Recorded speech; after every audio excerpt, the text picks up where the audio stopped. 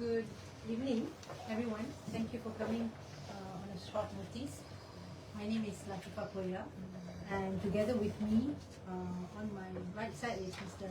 Surendran, as well as Zaid Malik from Lawyers for Liberty. And on my left, we have Dr. Anthony Alexander Chong Lee, who is the co-founder and secretary of DAWN, which is, its full name is Malaysian Deaf Advocacy and Wellbeing Organization.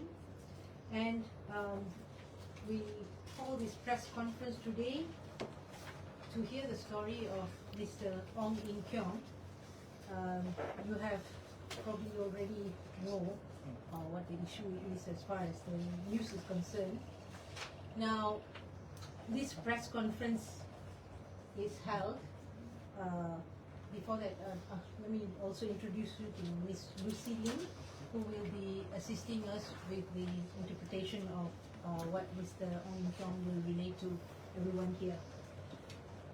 Now, this press conference is held to clarify and clear up all the contradictory statements made by the authorities about this case. It has been reported there was a so-called settlement that was agreed by Mr. Ing Keong. He wants to make it very clear. He wants a full investigation by the police. He wants justice, and he wants action according to the law. Mr. Ing Keong will briefly tell you what happened to him on that particular day, the 28th of May 2024.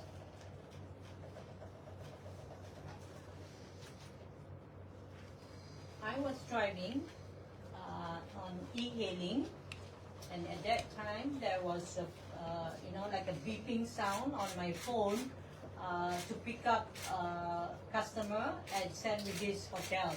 So as I drive in past the car park and arrived at the lobby, I saw at the mirror there were no incoming cars and all that. I had 4 customers who had booked me, and they were accompanied by the service, like a porter from the hotel. And so I opened up my boot so that they can put the bags. Suddenly I saw this, like the police flashlight, the car lights coming and trying to tell us to move. I was a little bit not comfortable because my customer wasn't in the car as yet. So I told the police, just hold on. So as my customer got into the car, I bring down the window sill and told them that I am deaf and that I'm waiting for the car boot to be closed before I can proceed. So as I was taking off, suddenly this hand came and bashed me on my right cheek. And so as I moved out, I was feeling like, a numb, painful, a bit blurry. And the 4 customers were saying, are you okay? Are you okay? I mean, of course, they were showing some signs. And I said, just hold on, let me settle myself. I went out of the car just to relax. But the pain was continuously there, but I felt that my customer was important. So I sent them to Mount Kiara, somewhere the area where they are supposed to go. So, Mr. Ing Keong, did you file a police report regarding the incident? Yes, I did.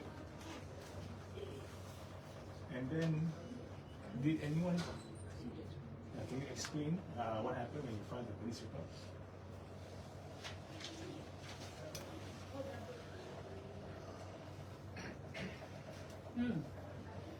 I was feeling a little bit like, difficult, like what should I do? Should I go to the police station? Then I contacted my deaf friend through the video call. His name is Philip, and I was asking him, what do I do? I was so-called whacked by, the security and all that. Then they say you better go and report the police. So, but the fluency of my Bahasa or English is bad. So Philip said, I'll help you to write and send it to you via WhatsApp, and so use that to make the police report. So I went to the IPD in Brickfields, the Brickfields police station to make a report. And when I went into the police station, I met one of the officers, the police officers. So I showed him the phone, my phone where has got the report, and I told him I'll be making a report. So he read it and he asked me where it happened, and also where is the video. I said, wow, he wanted to see the video from my car dash cam. So I showed the police officer. He looked and he was quiet for a while. And then he went to his group of friends and showed all the officers about it. And I don't know what he's saying, but maybe because I'm deaf. So maybe I was thinking he's just showing them and asking them what should be done. Okay? Okay. Of course. Then I kept the phone. Okay. So after that, did anyone ask you to tarik balik the case?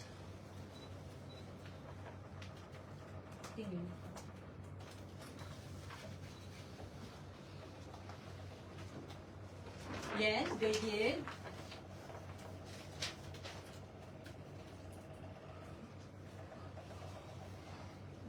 There were two. The officer said you have two choices. This is the two choices that we give you. One is you tarik balik the case, and they will return back my handphone. The second, hold on. The first one, there was this Wakil Istana that was there. He says he told the police officer perhaps give Ing Keong two choices. One is to pay the treatment fee that I had at the hospital KL, pay for the treatment, or go to the court. And then the officer said, if you go to the court, I will take your handphone away, or I will confiscate. So I was in a dilemma. I wasn't sure what to do, and I didn't know why they want to take my handphone for the choices that I would make. So in order to get back my handphone, I said I will drop the case, and the officer said, how much do you want as compensation for your cost of treatment? And I felt it was too little. You know, in hospital KL, I paid very little. So I asked for $1,000 as compensation.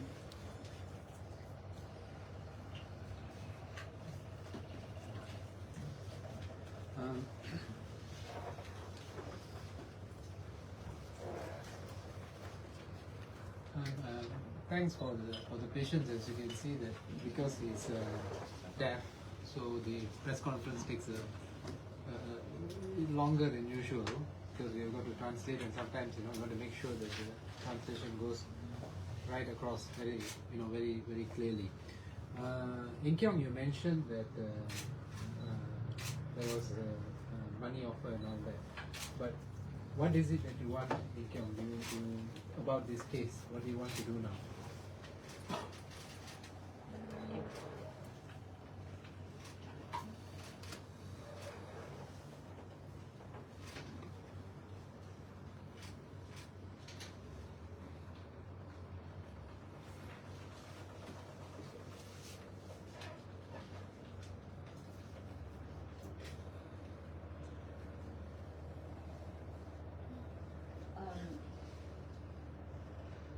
Yeah, I felt like it was a waste of time. I was withheld in the room for many hours, and it's making me so stressed. And with the threats and all that coming to me and giving me that decision.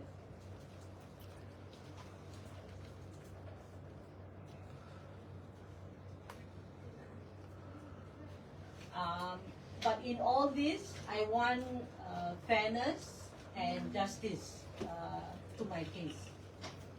Okay. Questions? Any questions? Duit yang ditawarkan itu siapa yang tawarkan?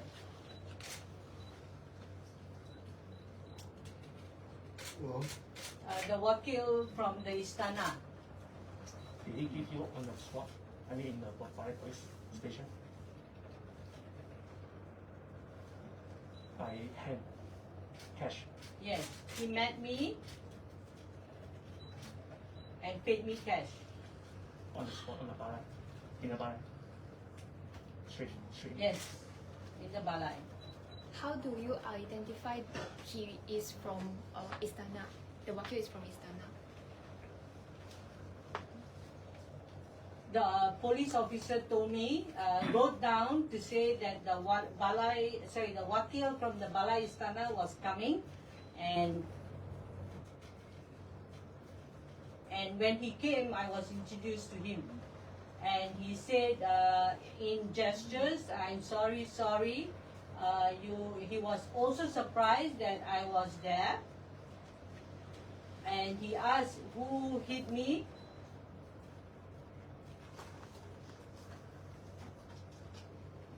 So I was asking, where is the person who hit me? Why isn't he at the balai? So of course the wakil said, "Oh, he's busy working." So you ask for 1,000, but they only pay you 800.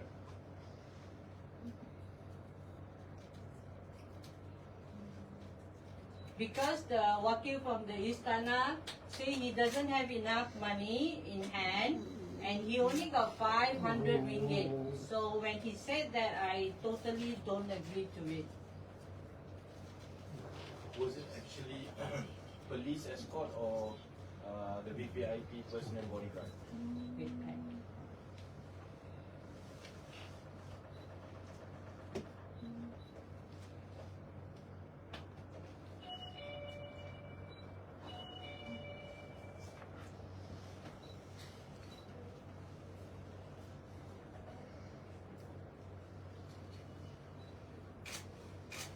It happened so fast, as he was, walking out, I just got hit like that. So it was just, less than 1 second. So there were so many men around the area, and he was wearing black. Your He car, hit you which part of the head?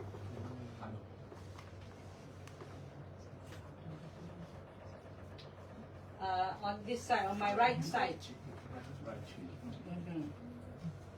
And he was, the window was here. Yeah, and I was at the car seat. He suddenly, uses his arm to punch me. Right. any limit? Do you want to know at which angle?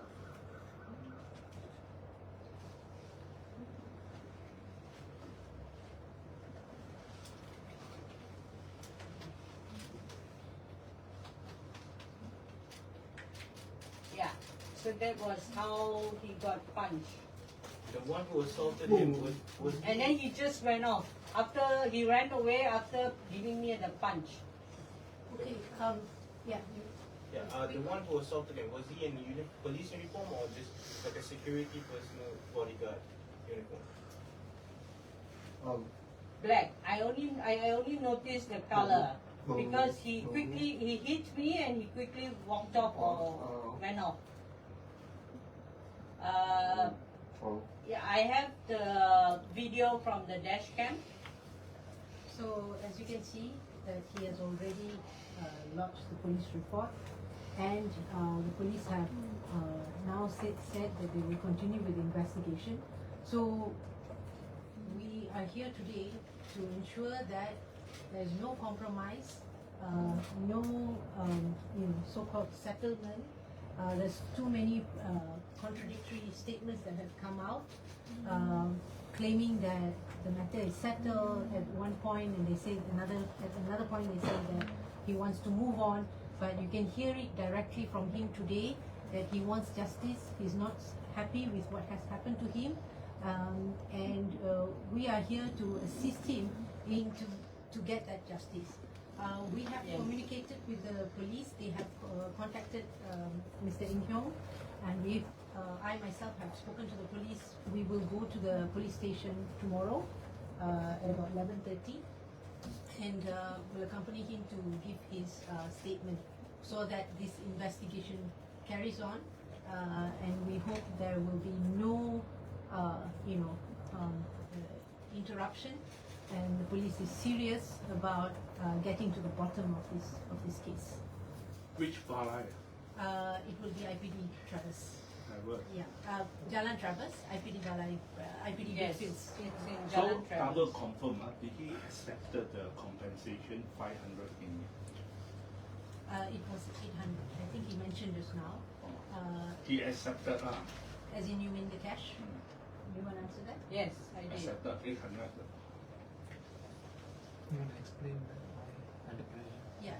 So he has actually just stated just now that there was the pressure that if he doesn't take the money, then his phone will be confiscated. For him, that phone is very, very important.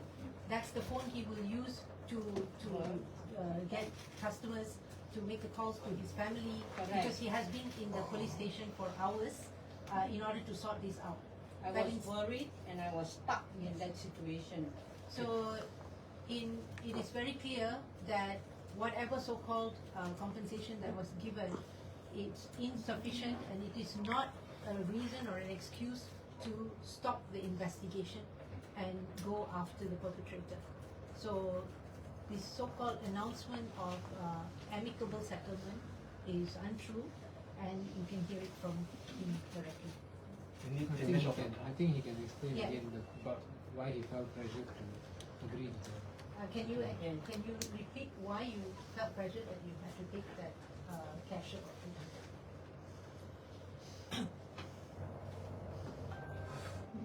Yeah, it's my phone. You know, it's my life. I'm really worried because I've got a lot of information, friends contacts. So, and because the police say that you only have these two choices. One is to, again, the choice,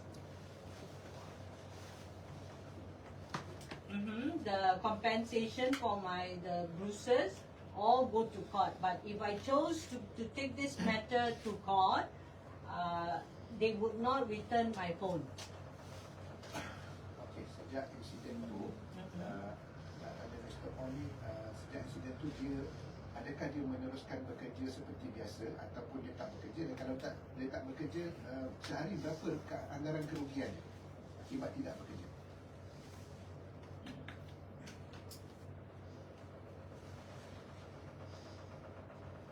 I've wasted like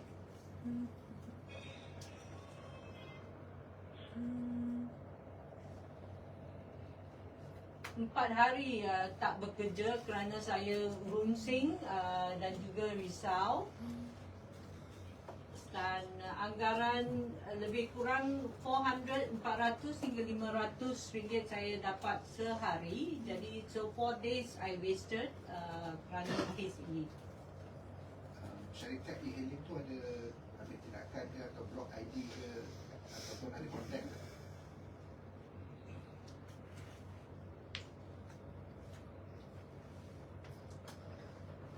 Nah, tidak. Berapa lama kerja? How long they working as a 7 years. I worked 7 years. Was it was it policeman who confiscated his phone, or the representative from the palace? From the police, because I was at the police station. No, Then they- they took my phone. I think they didn't confiscate, they said they might. Yeah. According to him, they said if he doesn't agree, then, if he wants to carry on with the court matter, what he said was, then they may confiscate. So he's concerned about that, so he agreed to compensation. That's what he's saying. Do you still have the footage But they kept my phone for hours and refused to allow me to answer calls that came in. Sorry, not calls, texts that came in. And I keep saying I need to text my wife. He did say I need to text my wife, my family members to tell them where I am. But they still refuse to give me back my phone. Hi, I have a question. Yeah. Yes. Yeah, I just want to find out, right? So tomorrow you will be lodging a police report, right? No, we're not lodging a police report. He has been called in by the police, again, from the IPD IPD Brickfields, to come in to give statement, which we are of course happy to do so, because if we are going to do the investigation, they need to take his statement proper. So we will be accompanying him for that. Okay, what is the next course of action and what is the outcome he's seeking from all of this? Obviously justice, get to the bottom of it, find out who's the perpetrator, why was he not arrested, why haven't they called the perpetrator in. So Yeah, finding all him. legal options are open for us to pursue. So we will start with tomorrow, and I think it's very clear from what we hear now is just to clear the air, because we have been hearing over and over again various reports and news reports that has then after that we are not accessible to, where not any reports but reports quoting authorities claiming there was an amicable settlement, so-called, and also that he wanted to move on and so on. So now we've decided to call this press conference for that purpose, to show that he is still interested to seek for justice, and he wants basically he wants this investigation to continue. So the police were not able to suggest to him who this suspect might be, like specifically. No, at the moment, maybe we can get him to. It's okay. We won't know. We won't know, right?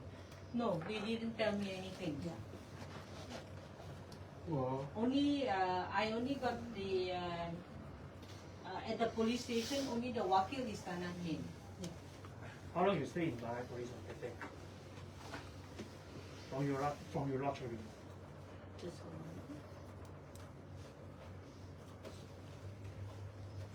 First, it was at 1 o'clock. Slightly after that, they asked me to go and get treatment with the first police report I did. So I went to the hospital and get the checkup, waiting period and all that is 3 hours.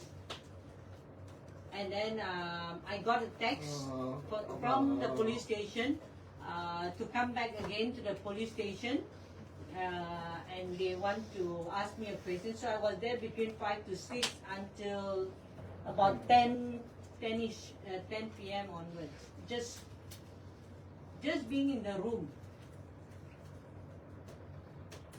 Yeah, with the police officer. So the negotiating is between 5-6 p.m. to 10 to night. There wasn't much questioning. Like he had said, that he has been asked to be in the room. From the 5 to 6 p.m. Is it between 5 to 6 p.m.?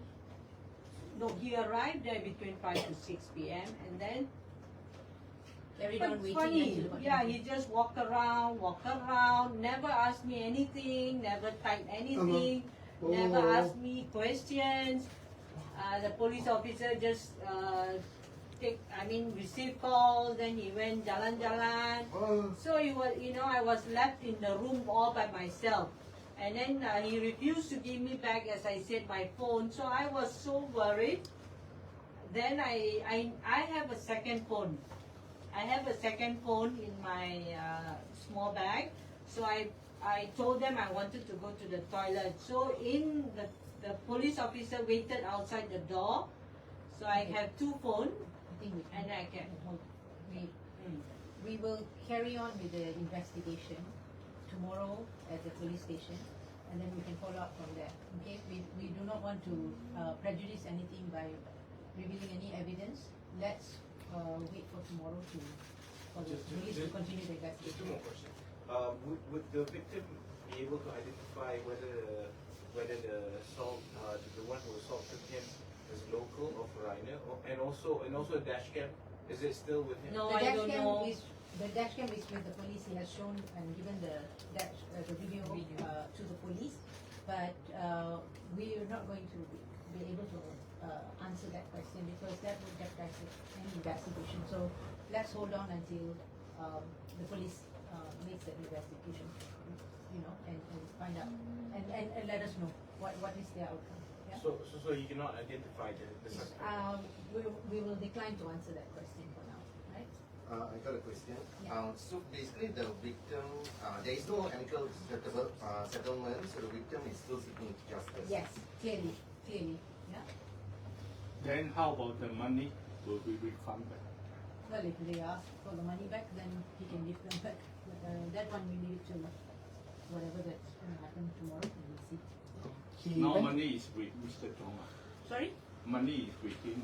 Yeah, the money is with him. Yes, it is. So he went to the hospital. May we know what the doctor said his injuries are? You want to tell what the doctor said, Melissa? They did an X-ray on my cheek, and then the doctor wrote and says there are no broken bones whatsoever. It's just that my eyes were red, my lips were swollen, and my cheeks was very painful when I had to chew my food. So after about 3 days, it's before I could have a good meal. I think we will close up this press conference, but before that, I would like to invite Dr. Anthony to share his views on what happened.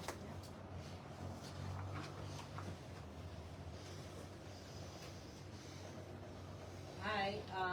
So these Ing Keong stories reflect that not all Malaysian deaf people are proficient in both English and Bahasa. There are deaf people with varying educational background.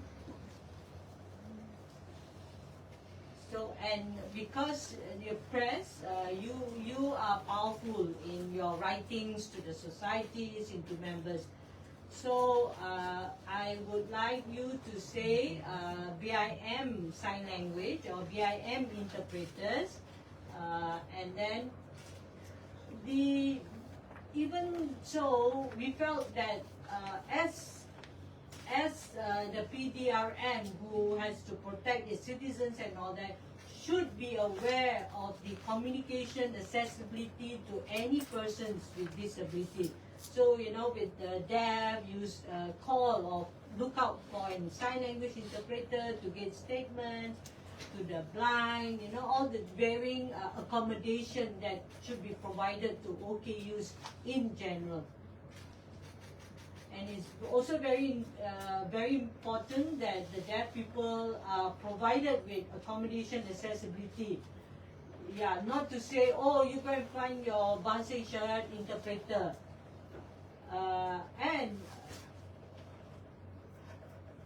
And how can they afford to pay for the BIM interpreter? And as you heard, they have to work the whole day to get 400 ringgit as a Grab driver.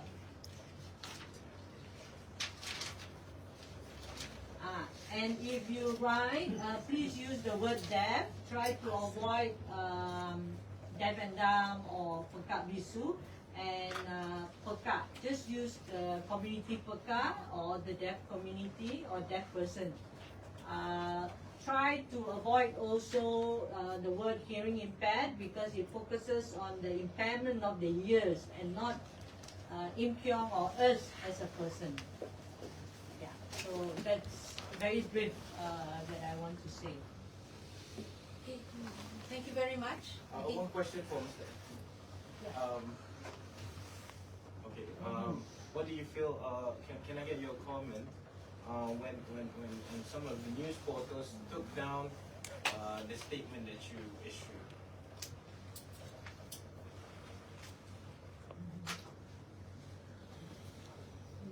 Take your statement. Yeah, I'm actually pleased. I did the statement.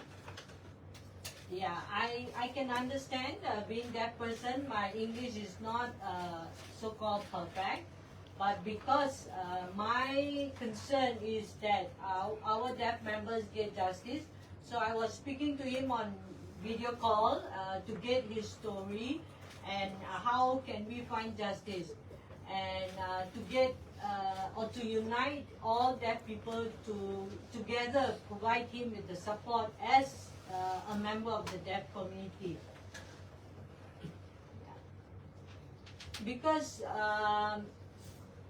we have received this, a number of members of the society, when they see us signing like that, they think that we're just mocking or playing with our hands and all that, not knowing that this is a real language that we use to express ourselves and to further our education, get employment, so forth.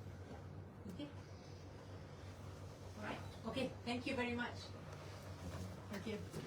Okay. Head off.